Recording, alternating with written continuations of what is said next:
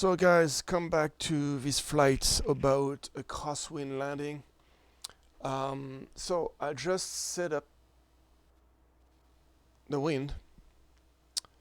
We check that. There you go. So the runway is 260, so it's going a little bit on an angle, just below like that. And I set up the wind at 350 at 20 knots. So technically I should have exactly a 90-degree crosswind at 20 knots. So it's 20 knot crosswind. For a small plane like that, it's quite a bit of a crosswind. I did not check the POH yet, but I'm sure I'm going to put on the screen right now what's the maximum demonstrated crosswind. Every airplane has a maximum demonstrated crosswind. Why demonstrated? Because it doesn't mean the maximum crosswind the plane can do. That just only mean the test pilots, when they done a landing, and one day, the day he landed, he has 17 knot crosswind. So it was, I don't know if this plane is 17 knot or not, but the day we done it, the flight, test flight, he done it a 17 crosswind, and it was the highest crosswind he ever had with the plane, and that is what we have. So we know it's possible to do a landing with 17 knot crosswind. So see wind socks, you can see that's coming from right to left. There you go. For the takeoff, the way the takeoff is going to happen is I'm going to keep the aileron towards the wind, and as I'm speeding up, I'm going to remove it. I'm not going to remove it completely because the wind keeps pushing me and the plane is going to go sideways. So I'm going to take off with some aileron a little bit, and that's it. So I'm going to have aileron because the wind is pushing on my rudder. The nose is going to want to go towards the wind. So I'm going to add a little bit left rudder, technically. Again, on Flight Simulator, I can do that with a real airplane, and I'm struggling on simulator to do a normal takeoff.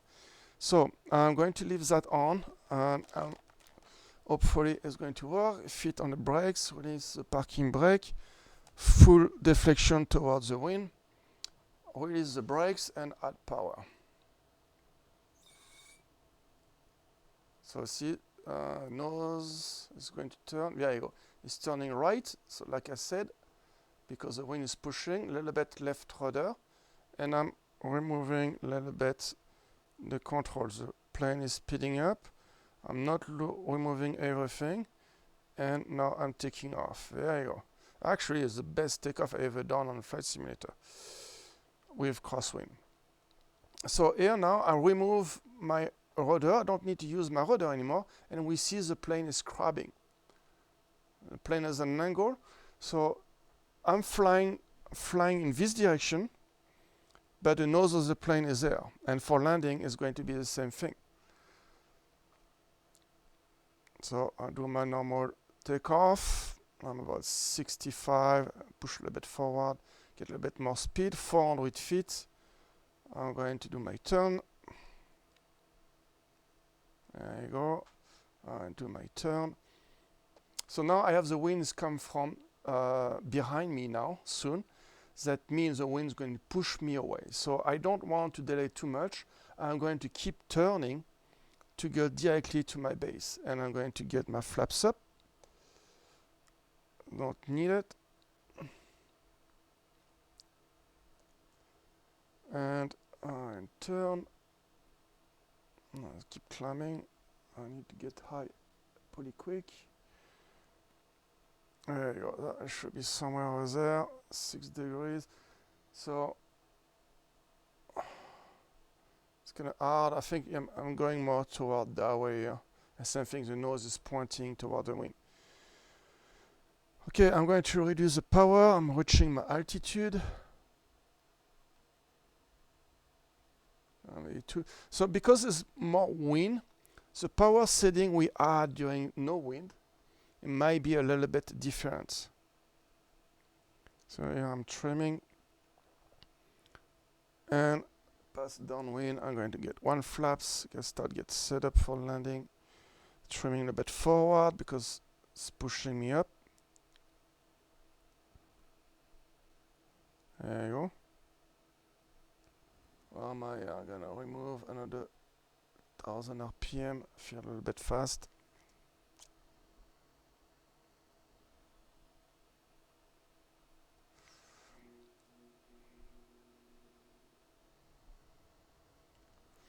Okay, and remove RPM, start my descent, do my turn, and add the flaps. So the idea is always try to go down, and the speed should always decrease as we're getting close to the runway. A bit climbing, descending a bit too fast.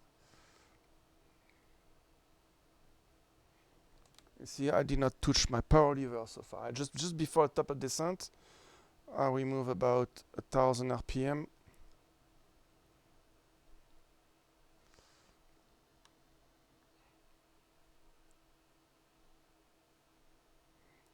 Like about 70 knots, it's good speed.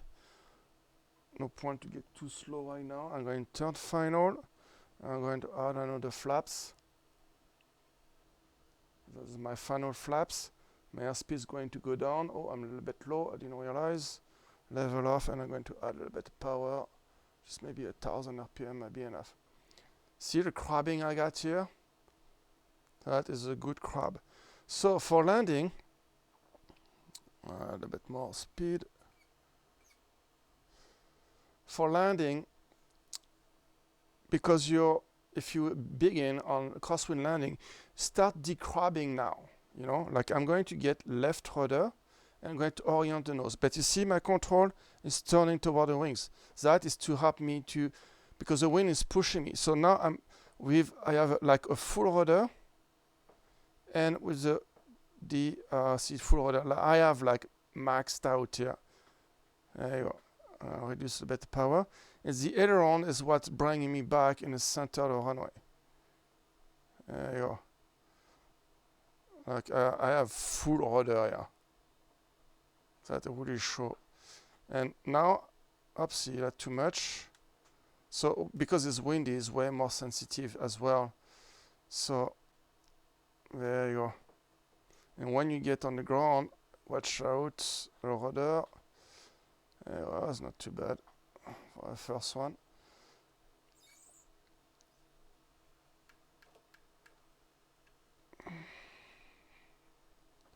Oopsie, forgot to put my control here. There you go. As you can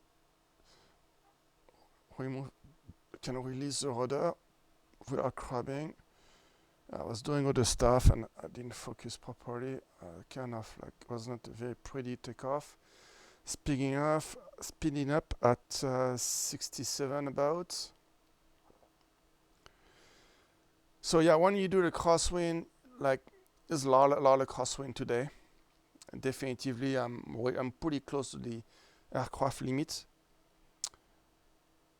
But you want first pull rudder to line up the nose, and you want get the yoke towards the wind. And the wind may be a little bit crooked, and it's okay. You're just learning, and as you're learning, doing crosswind, you start doing the decrabbing like that, like far in advance. And as you're getting good, you're going to get closer to your rotation point. The idea is, and it's not like in Europe is what we do, but in North America is doesn't seem to have any standard for that in a commercial flight anyway. But in America, like decrabbing like that far in advance is a totally okay way to do a landing. Me personally, I prefer the European way this time. There's a lot of stuff I don't like about European way, but for the crosswind landing, I do prefer the way I learned in Europe, in France. So it should be 80 degrees there. I'm going to slow down. No point to speed it up too fast. Pull at 21 about. There you go. So I'm going to hopefully do a good demonstration on this one. that is going to be technically the goal, what you want to try to do. See, I can see the wind on the ground. If I'm looking just right there, yeah, it's pushing me, so I need to correct a little bit more to compensate for the crosswind here. So yeah, I'm going to show you on this one. Hopefully it's going to be a good demonstration. The idea is you do the decrabbing, the aileron, and the flaring at the same time. So it may sound a little bit overwhelming, but when you used to do a flaring, when you're good to do you're feeling comfortable to do landing on the wind calm, and you manage to do nice greasy landing every time on wind calm. But when you get to the crosswind, and you don't start with 20 knot crosswind, start with like 5 knots, 10 knot crosswind. And as you're getting good, you increase the wind. I went to 20 knot because I really want to show you how that look like a crosswind landing. But you don't have to go that crazy. You just start, you start with 5 knots and getting comfortable. You go with 10 knots and you're good, and you go 15 knots and maybe just try to go, I don't know, 30 knots crosswind. And after you can even add a gust. Okay, I'll start my descent. Yeah, I can start my descent here. And I'm turning base. Yeah, I'm going to be a little bit high on this approach here. When you do two chain goes like that, you don't have to use a very long runway. Sometimes a little bit shorter runway. That one is kind of okay, maybe a little bit on the long side. Just make sure you don't do a too long of a downwind, otherwise you're spending more time flying downwind than anything else. About 2000 RPM. I don't know why the altimeter and artificial horizon is not tuning properly. Yeah, one more flaps. So another thing, because you know the wind is pushing you toward this way, what you can do, you can overshoot a little bit. And that is if you exceed the max crosswind of the aircraft. You can overshoot a little bit and fight it and make kind of like planning to make the plane to be lined up in the center line as you're touching down. So it does require a little bit more skills, but anyway. So here I'm going to keep the crosswind all the way down. See, I didn't touch the power at all. And sometimes if you have too much crosswind, landing with power is not really a big deal. So I'm getting close to the center line, and I'm going to remove the power, flaring, decrabbing, and at the same time I'm flaring. Full rudder now. Oh, that one is a little bit rough, but we made it. Let's see if I can do a better one on this one.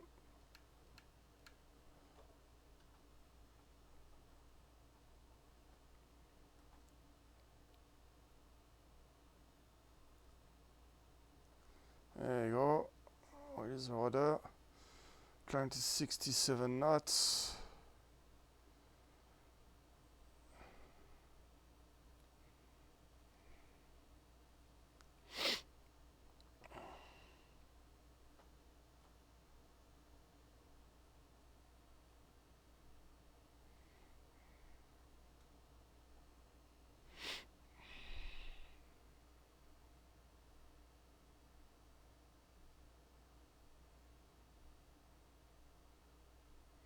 Okay, 400 feet.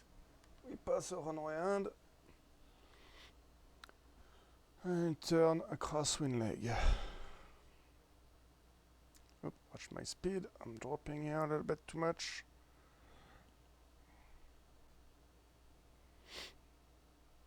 I can get flaps up, I guess. It's going to slow down the rate of climb, but it's going to speed up the speed. There you go. So it's a little bit too much. Climbing. The wind is pushing me, so I can go right away.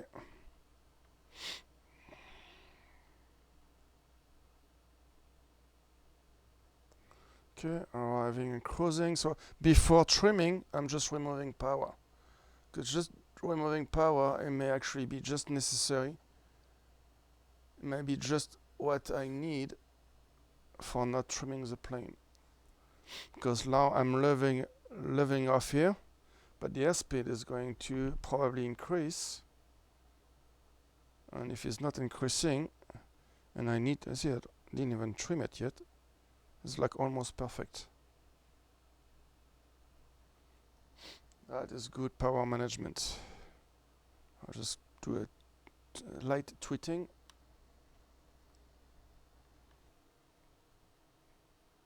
So here I have a good crab again.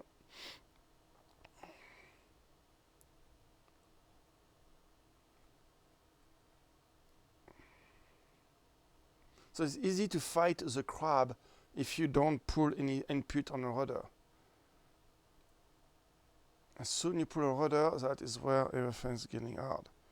So up, reduce the power, pull back a little bit, it's kind of flaring. So to let the plane drop down, more rudder. There you go. See, the nose is dropped a little bit too fast. A lot of people do that in real life, and this seems okay. Me, I don't like it. For me, we control the nose, and it's not the plane decide when the nose touch down, is you as a pilot decide when the nose touch down.